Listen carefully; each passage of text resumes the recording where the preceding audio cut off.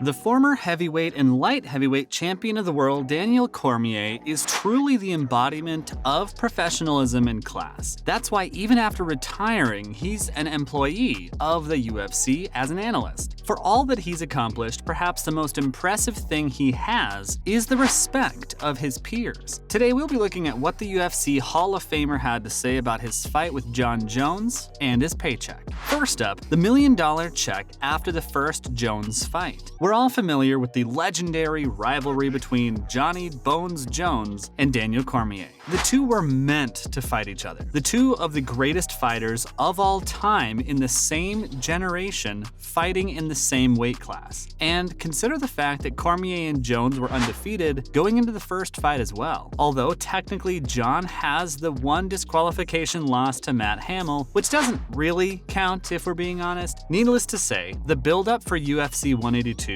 was one of the best we've ever seen. The two of them hated each other, which led to fans being even more invested and the numbers going through the roof. Now, here's the sad reality of the sport we love. The fighters don't really get the biggest chunk of the revenue they create. Cormier said that he was only set to make $80,000 to show and $80,000 to win for his first title fight in the UFC against Jon Jones. DC ended up losing in a unanimous decision and walked home with $80,000 and the money he made from sponsorships, which aren't allowed anymore either. Recently, DC made an appearance on a podcast with Ryan Clark where he talked about how the negotiations played out. He said he didn't think it was worth it to talk away with very little money after everything he went through. But the very next day, Dana White gave him a call and said that they're going to pay him $1 million because of how high the numbers were. In the UFC, you don't make pay-per-view points unless you're a champion or a huge name like Conor McGregor or Jorge Masvidal. Daniel Cormier was neither a champ nor a big star at that point, so you could imagine how much it meant for him to get that money, just because the boss thought he did a great job. Now you see why he's such a company man.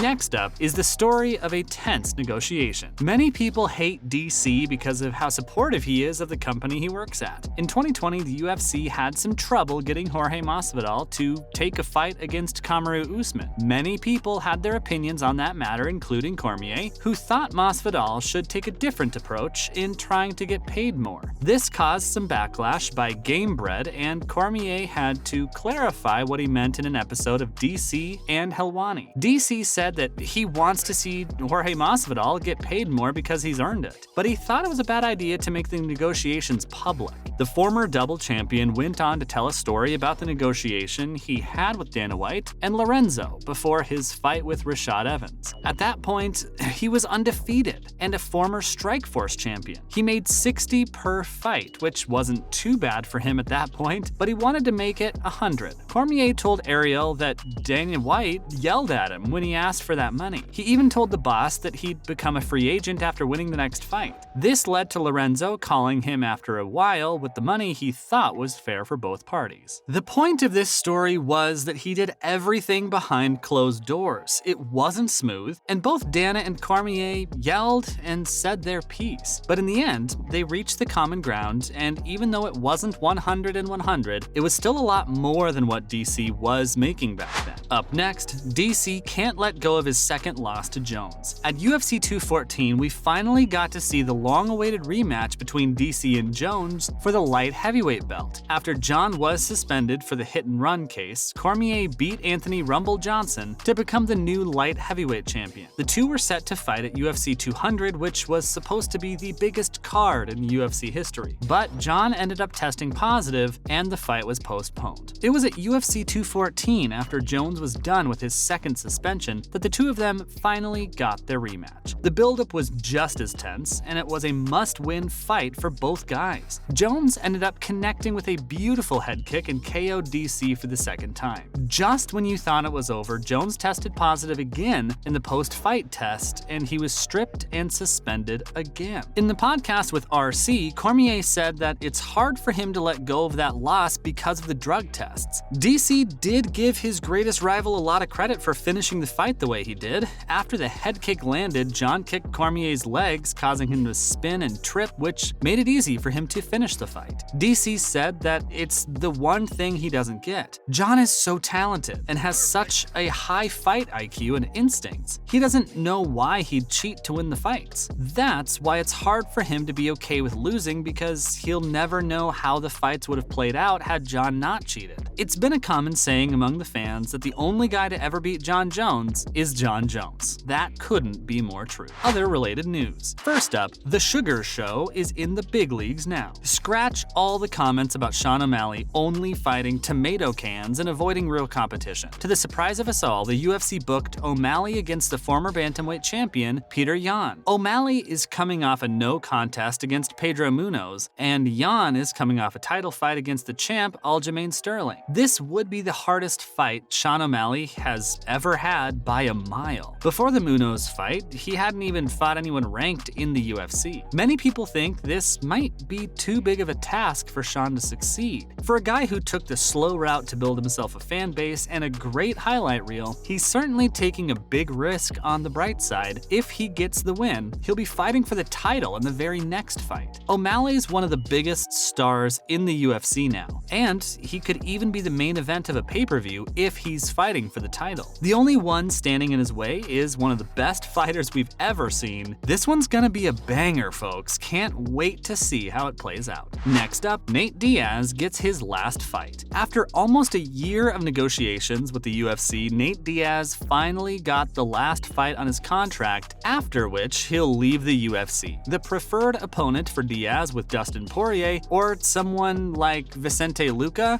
but the UFC wanted to squeeze all the juice out of Diaz's fan base before they finally decided to let him go. Nate Diaz will be taking on Khamzat Chimaev. The fight has been accepted by both parties. Diaz was offered this bout in 2021, but he wasn't interested. Many people think this is a nightmare matchup for Nate, and he'll take too much damage in this fight. But at this point, Nate doesn't care, he just wants out. The management team of Nate Diaz tried to make it clear that it was them who asked for the Chimaev fight. After being on the sidelines for so long, he was just willing to take on anybody. In a recent interview, Diaz said that the only guys worthy of fighting him are Israel Adesanya and Francis Ngannou. That's why we love him. He just doesn't care. And finally, the lightweight division will finally have a new king. The champion has a name, and it's Charles Oliveira. That's what we all think, isn't it? But technically, the lightweight belt is vacant as of this moment. The UFC decided to book the perfect fight in Abu Dhabi, and it's the one we have all been waiting to see. Do Bronx would be taking on Islam Makhachev